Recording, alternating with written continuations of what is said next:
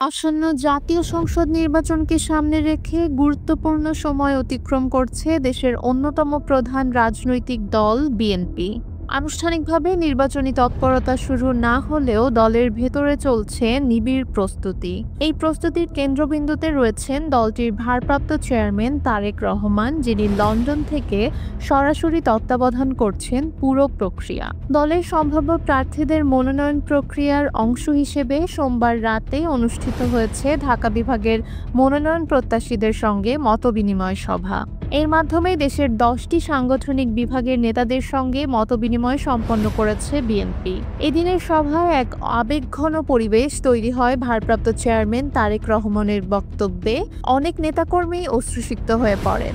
সভায় তারেক রহমান বলেন, সাবেক প্রধানমন্ত্রী বেগম খালেদা জিয়া মৃত্যুর মুখোমুখি থেকেও দলের নেতাকর্মীদের ছেড়ে যাননি। তিনি স্মরণ করিয়ে দেন যে মা তার 40 বছরের বাড়ি হারিয়েছেন, যাকে শেখ হাসিনা বাড়ি থেকে তাড়িয়ে দিয়েছেন।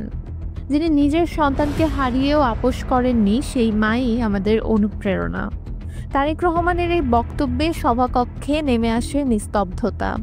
তিনি আরও বলেন, আমাদের এই ত্যাগ, সংগ্রাম আর ঐক্যের মধ্য দিয়েই গণতন্ত্র প্রতিষ্ঠা করতে হবে।